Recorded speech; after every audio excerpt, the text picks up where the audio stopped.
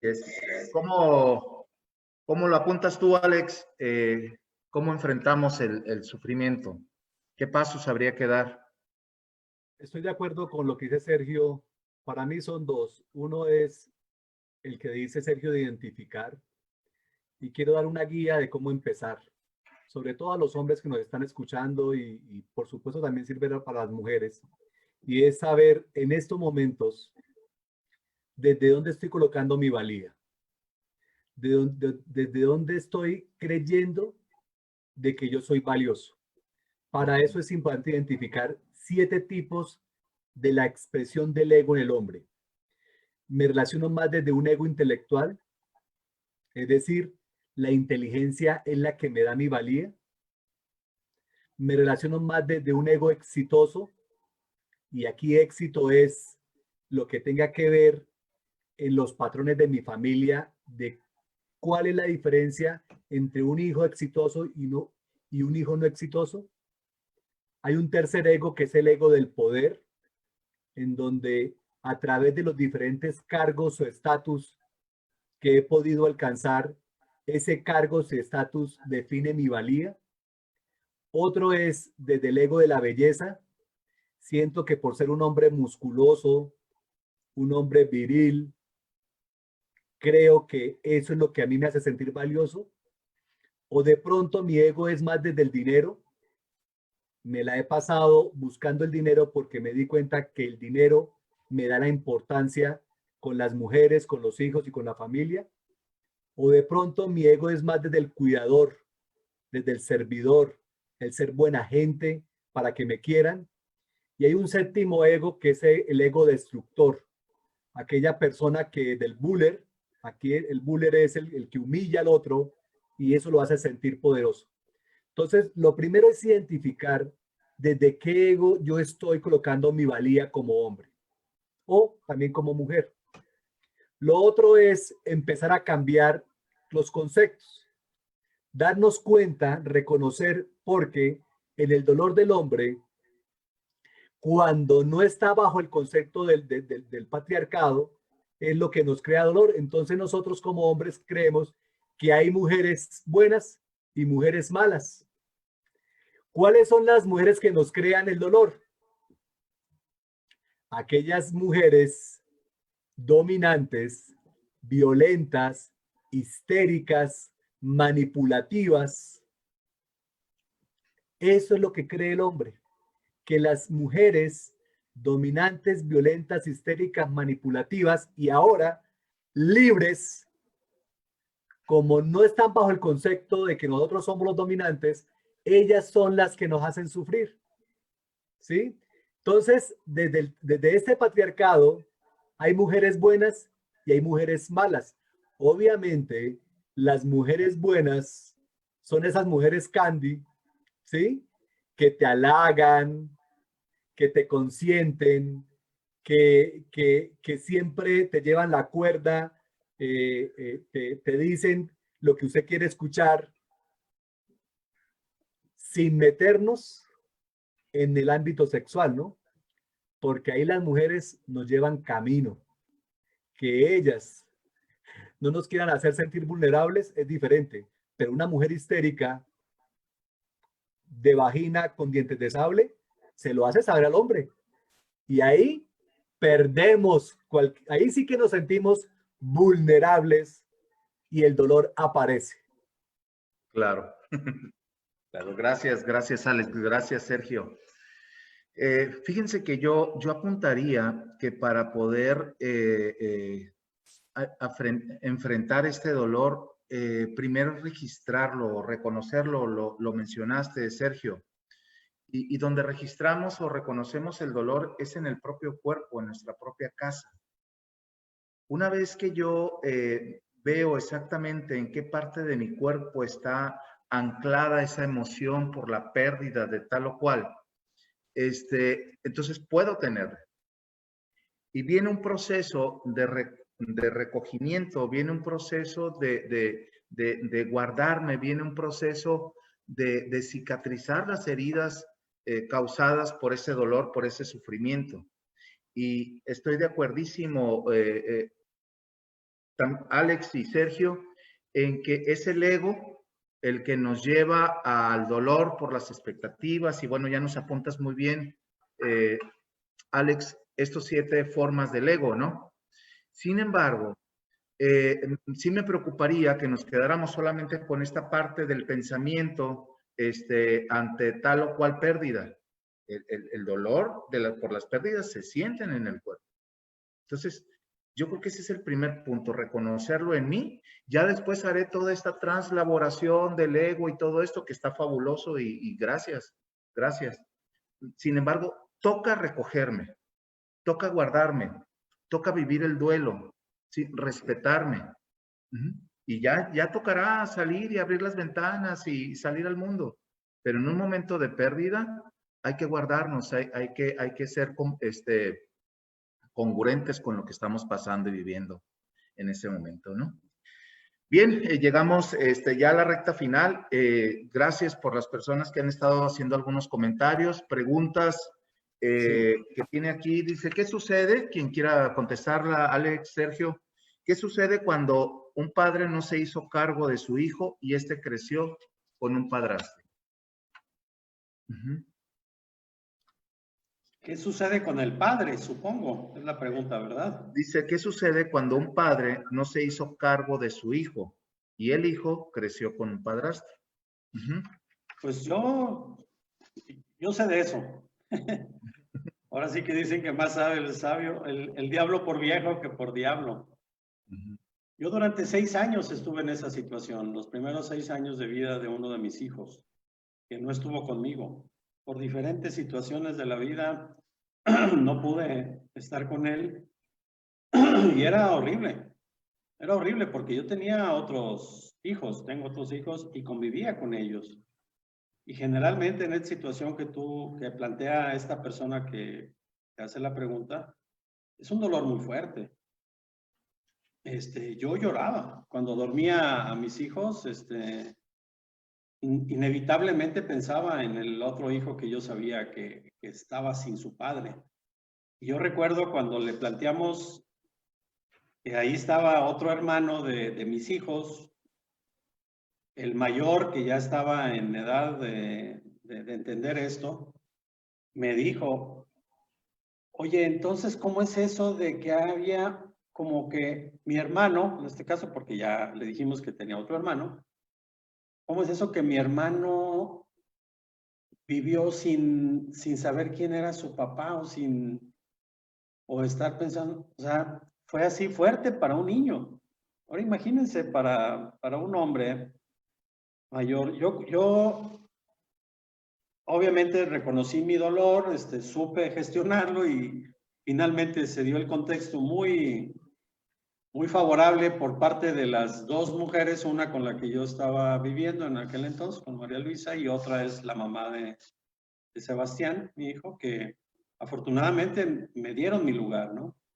Pero no es la generalidad y hay otros casos en donde efectivamente es un padrastro o peor aún, es una persona que aparece como el padre biológico, pero no lo es. Y se mantiene como un secreto ese asunto. Entonces es una situación muy difícil que desde luego genera dolor en el padre biológico, el que sabe que es el papá y que no puede estar con el hijo por diferentes razones.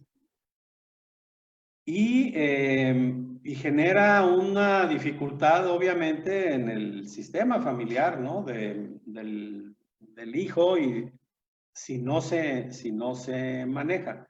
Así quiero entender que si ya se maneja que es el padrastro, quiero entender que está abierto el tema, es decir, todo el mundo sabe quién es el papá biológico, quién es el padrastro, y en ese caso lo que opera es, por parte del papá biológico, es el agradecimiento. Lo vemos en constelaciones. El papá biológico agradezca al padre de acogida, al padre adoptivo, agradezca, gracias porque lo hiciste por mí. Y creo que eso sana mucho para todos. El papá de acogida, el papá adoptivo se siente reconocido, el hijo se siente amado por los dos, ¿sí? y el papá biológico puede expresar el agradecimiento y en ese sentido limpiar también un poco su culpa y su dolor por no haber podido estar. Es lo que Gracias. podría decir. Gracias, Sergio. ¿Quieres apuntar algo hacia esta pregunta, Alex, de Javier Corral? Es una pregunta que tiene como 4 respuestas. Exacto. El papá de vida, obviamente va a tener culpa.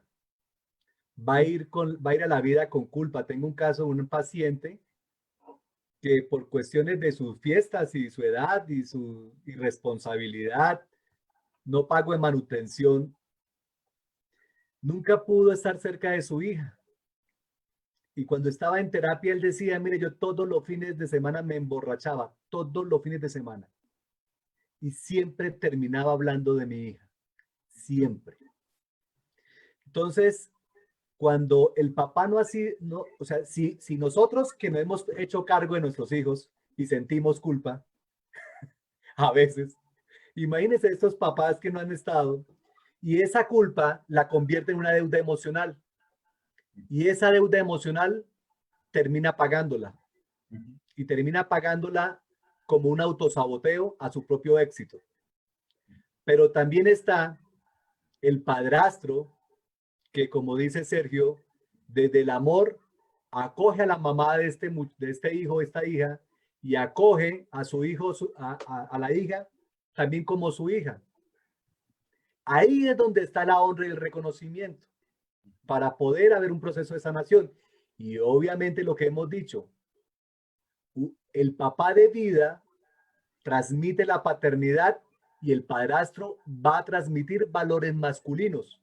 Son 2 cosas totalmente diferentes. Una cosa es la paternidad y otra cosa son los valores masculinos. Pero eso depende mucho de la mirada de la madre.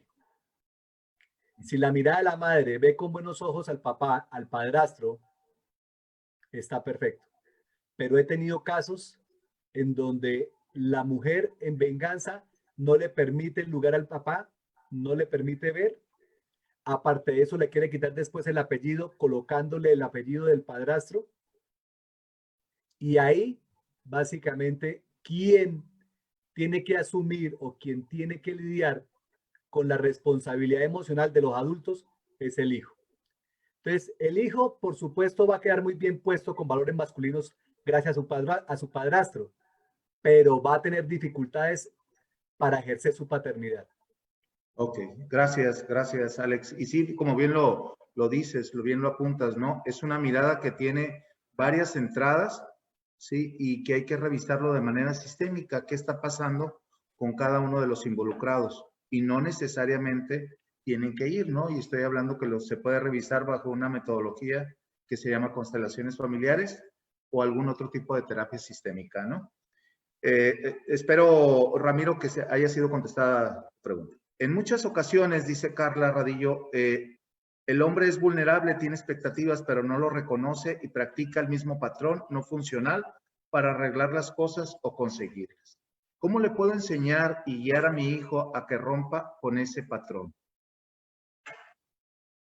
A ver, Sergio, ya te vi esa sonrisa. No, sí, pues muy padre. Primero, pues, si a los hijos, y yo lo he dicho, las mamás a veces también son cómplices de la masculinidad hegemónica patriarcal al decirle a los hijos que los hombres no lloran. Entonces, lo primero creo que es irles, desde chiquitos, irles mostrando, enseñando que los hombres sí pueden llorar y que pueden llorar por diferentes motivos, ¿no? Por muchas razones. Por alegría, por tristeza, por coraje, por impotencia, en fin. Y en ese sentido se les va generando una educación emocional, ¿no? Educando a identificar los sentimientos y bueno, ahí entra todas las estrategias de comunicación afectiva, digamos, con los hijos, etcétera, ¿no? Creo que esa es una buena manera. Otra buena manera es irles diciendo también a los hijos y a las hijas, bueno, pero especialmente a los varones, que no tienen que ser el number one, ¿no? El macho alfa dominante siempre. Que no es necesario que él ya es hombre por el solo hecho de ser hombre y que la masculinidad no lo define el poder, el control, el dinero, etc., ¿no? Es decir, lo que estoy diciendo es tratar de romper los dos pilares de la masculinidad hegemónica. Es la restricción emocional y la obsesión por los logros y el éxito. Entonces, es una buena manera de ir educando al niño a que el ego no es lo más importante, ¿no? Y en ese sentido a que pues pueda defenderse, digamos, de la vida. Pero digo, si ya estamos ante una mujer que está preocupada por la educación de su hijo varón, pues lo primero que yo le diría es, pues hay que predicar con el ejemplo, ¿no? Y en ese sentido, la manera como la mamá se relaciona con papá va a ser la mejor técnica pedagógica, digamos, para sus hijos, ¿no? Es decir, lo que se dice siempre, ¿no? Se educa con el ejemplo. Es decir, una mujer que puede valorar la debilidad del papá, que no se mofa de las limitaciones, que le da un lugar, que sabe y que el hijo o la hija, el hijo en este caso, ve a mamá tratar a papá de una manera diferente y entonces eso le da la posibilidad al hijo de poder ser diferente a lo mejor a como fue su papá o su abuelo, etc. Eso es lo que podría decir. Gracias, gracias. Alexander, ¿le respondemos a Rodrigo o quieres responder esto que acabamos de preguntar? Marco, hay muchas preguntas y Ya sé. eso me encanta. No, tres minutos y cerramos, ¿eh? Sí. 3 minutos. Nada más, esta me parece muy interesante, Rodrigo. ¿Cómo debe relacionarse un hombre con una mujer que no ha perdonado a su padre y cumplir con las expectativas? O sea, ella no ha perdonado a su papá y tiene muchísimas expectativas hacia el padre, me imagino que también hacia la pareja. Primero tiene que revisar si es dependiente. Si usted como hombre es dependiente, definitivamente va a estar a merced del dolor de la mujer. Pero si usted sana lo que le corresponde de qué es lo que hay en mí para haberme conseguido una mujer que no perdona a los hombres, porque no es al padre, no perdona a los hombres, ¿sí? Y si no perdona a los hombres es que no ve con buenos ojos a lo masculino. ¿Cómo yo llegué a conseguirme? ¿Cuál es mi responsabilidad para estarme relacionando con una esposa o una mujer que tiene estas características? Porque realmente uno como hombre no tiene que salvar ni sanar a su pareja, ¿no? Este camino es solo. Este camino, por eso es que nacemos, bueno, hay algunos que nacen gemelos, pero la mayoría nacemos solitos, en peloticos, y bueno, vamos a desnudarnos con respecto a lo que yo creo y qué es lo que yo tengo que trabajar. Entonces, definitivamente, cuando yo sé la historia del otro, en este caso, la historia de mi esposa, de mi mujer, de qué fue lo que pasó con su padre, eso me lleva a una compasión. Y esa compasión me puede llevar a ponerme los zapatos de ella y no entrar en conflicto con eso. Pero si te genera ruido, es porque en ti hay algo que te genera ruido. Eso es lo que tenemos que revisar. Y para unir me están preguntando qué es eso de vagina con dientes, de dientes de sable. Quiero contextualizarlos, gracias, porque no fui. Es una leyenda, es un mito, ¿sí? De que había mujeres que tenían vaginas con dientes y los hombres, cuando se metía con ese tipo de mujeres, terminaban castrados o emasculados. Es un mito, una leyenda. Obviamente, las mujeres brujas se la inventaron como una forma de que nosotros no fuéramos promiscuos, que no fuéramos infieles. Fue una invención de la mujer para controlarnos. Es broma. Entonces, pero quiero decirles que sí hay mujeres histéricas donde sienten o creen que a través de la sexualidad pueden conseguir lo que quiera con un hombre. Este tipo de mujeres es la que uno llama mujeres dientes de sable, pero también hay hombres cuchillos de pene. Eso es otro tema, ese es otro programa. Es La el histeria siguiente. del hombre y la histeria de la mujer. Dale, estaría bueno abordarlo el siguiente domingo. Nos tenemos que despedir. Hay muchas opiniones. Gracias, Ricardo. Aquí estoy leyendo la tuya. Estoy de acuerdo. En Facebook hay bastantes. Vamos a estar contestando las de Facebook en el transcurso del día, de la semana. Muchísimas gracias. Gracias, Sergio. Gracias, Alexander. Gracias a todos los presentes. Nos vemos el próximo domingo. Por favor, compartan lo que aparece ahí en Facebook, este programa en Facebook. Les agradecemos muchísimo que corran este programa a sus conocidos. Alexander, para cerrar, ¿alguna palabra acerca de este tema del dolor de los hombres, Sergio, para despedirnos? No, pues nada más, pues agradecerles a todos, ¿no? El favor de su atención, invitarlos de nuevo al próximo programa. Va a estar bueno, igual que ¿no? Vamos a traer temas actuales y invitarlos de nuevo. Ahí está el programa de radio, viernes a las 10 de la noche en Radio Universidad. Generalmente en mi cuenta de Face anuncio cuál es el tema. Acabamos de terminar 2 programas muy interesantes sobre la reconciliación con el padre y el próximo programa se va a tratar sobre el tema de la delincuencia juvenil, los muchachos, ¿no? que tienen dificultades en este caso para respetar la autoridad. Cordialmente invitados. Alexander, anuncios parroquiales, ¿qué eventos tienes esta semana? Igualmente, agradecimiento a todas las personas que nos tomamos el tiempo para crecer, para sanar, para reflexionar, para tomar conciencia. Gracias a todos los hombres y las mujeres que nos acompañan. Esta semana vamos a estar con un webinar sobre leyes espirituales el jueves en la noche, el viernes a las 3 de la tarde a través de mi página. También voy a estar hablando del miedo al amor. Y por supuesto, irlos invitando y calentando para nuestro curso de masculinidades que empieza agosto 23 hasta diciembre, un domingo por mes, en donde vamos a estar trabajando los 4 arquetipos en el hombre. Es un programa solo para hombres y más adelante vamos a estar trabajando con mujeres, pero nos dimos el chance y la tarea y la pela, de como decimos aquí en Colombia, de que solo sean hombres. Realmente necesitamos estar solo con hombres y que en los hombres, pues ahí lleguemos a hablar de las cosas como los abrazos, como los besos, y que no solamente sea cuando nuestro equipo mete un gol, que ahí nos abrazamos, nos besamos del cuello, nos cogemos la nalga, gritamos, que no solamente sea cuando nuestro equipo hace un gol, no.